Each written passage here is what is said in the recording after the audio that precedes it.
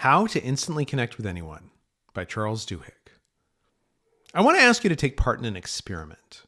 After watching this video, today, tomorrow, whenever you feel like it, I'd like you to find someone and ask them a question. It could be a stranger you meet on the bus, a classmate at school, your parents, maybe your friends. Here's the question. When was the last time you cried in front of another person? Now, how many of you are excited about this experiment? Probably not many of you, and that makes sense because it sounds kind of intimidating, even scary, to ask someone a personal question like this. And then, even worse, to share your own answer. But I'm going to try and convince you that this experiment is worth doing. Not just once, but whenever you can. Because this kind of question has a magic power to it. It can help you instantly connect with anyone. To explain how I got interested in this, let me tell you about a bad pattern my wife and I fell into. I'd come home from work at the New York Times complaining about my day, how my boss didn't appreciate me, or my coworkers didn't realize what a genius I was. And my wife, very reasonably, would offer me some good advice, like, why don't you take your boss out to lunch so you can connect better? But instead of appreciating her advice, I would get even more upset. I wanted sympathy. I'd say things like, why aren't you supporting me? Why aren't you outraged on my behalf? And then she'd get frustrated because I was attacking her for giving me good advice. Sound familiar? This happens in almost every relationship. And so I asked neuroscientists and other researchers why I kept falling into this trap. And they told me that I was making a basic mistake. When we're talking to someone, we think we know what that discussion is about. But what researchers have found is that every discussion actually contains multiple conversations. There are practical conversations where we're making plans and solving problems together. We experience this mindset when we need to make a decision, for example, deciding what time should we have dinner or whose turn is it to walk the dog. When we talk about next year's vacation or which classes we want to take, a practical conversation is taking place.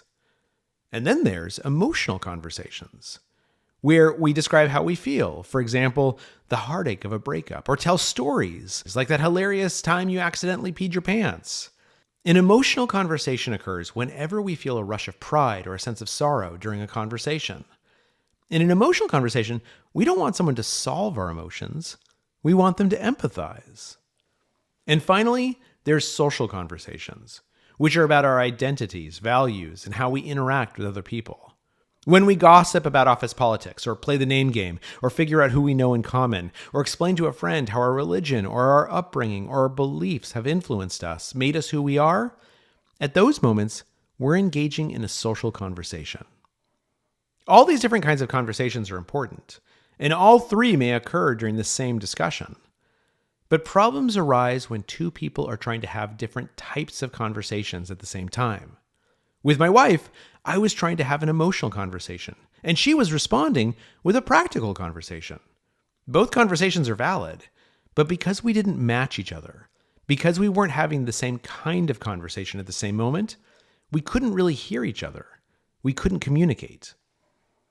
This insight is known within psychology as the matching principle, which says that successful communication requires recognizing what kind of conversation is happening and then matching it, either by matching you or inviting you to match me. So, how do we learn to match other people and invite them to match us? Well, teachers are trained that when a student comes to them for a discussion, they should start by asking, do you want to be helped, which is a practical conversation? Do you want to be hugged, which is an emotional conversation?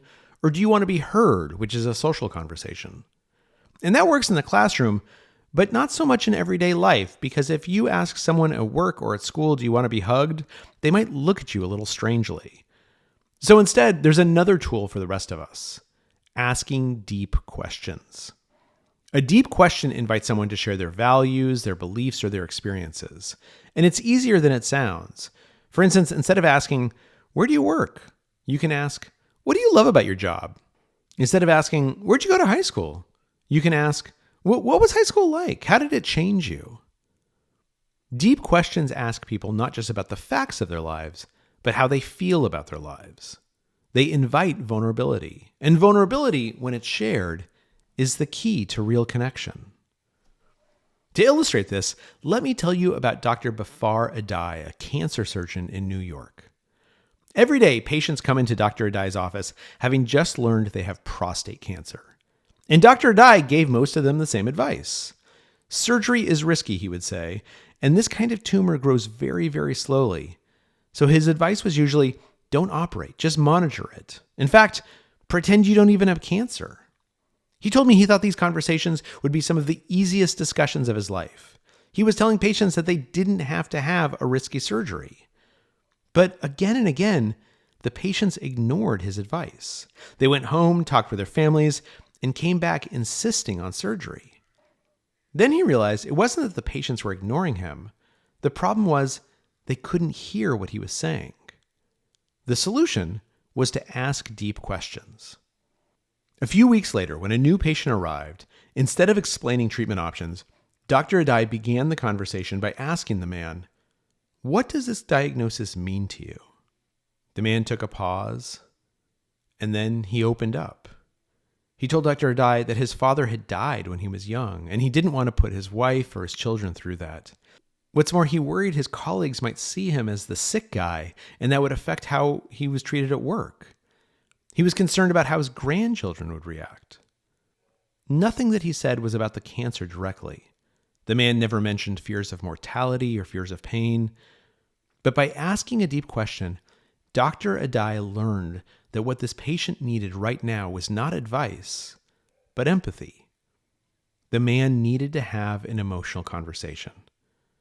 So Dr. Adai, in essence, gave the man a hug. Now, you can't really give someone a hug when you're a doctor. So what he did instead is he listened to him, and then he shared a few of his own experiences. And then Dr. Adai said, "Do you mind if I tell you about a few treatment options?" In other words, is it okay if we move from an emotional conversation to a practical conversation together? The patient said yes, and within minutes agreed to follow Dr. Adai's advice, and he never looked back. This approach has transformed Dr. Adai's practice. Most of his patients now follow his guidance, and the only change is that he starts by asking a deep question. He makes a connection. So, back to that experiment I mentioned. Your assignment, just to remind you, is to find someone and then ask them, when was the last time you cried in front of another person? Then, after they answer, share your own reply. Nick Epley, a researcher at the University of Chicago, has done this experiment hundreds of times. Beforehand, people dread it. They don't want to do it when he tells them what's about to happen. But afterward, nearly everyone says the same thing. They say things like, "I felt so connected to that person. I felt like they really listened to me. It was one of the best conversations I've had in months, maybe years." What made it powerful wasn't their partner or where the conversation occurred. It was powerful because it was the right kind of question, a deep question. Deep questions help us figure out what conversation we're really having, practical, emotional, or social. Right now, and I'm sure you know this, we are living in a time of polarization and division. We've forgotten how to talk to each other. But there's a science for how to do it right. Supercommunicators aren't more outgoing or charismatic. They've just learned skills like asking deep questions that anyone can learn.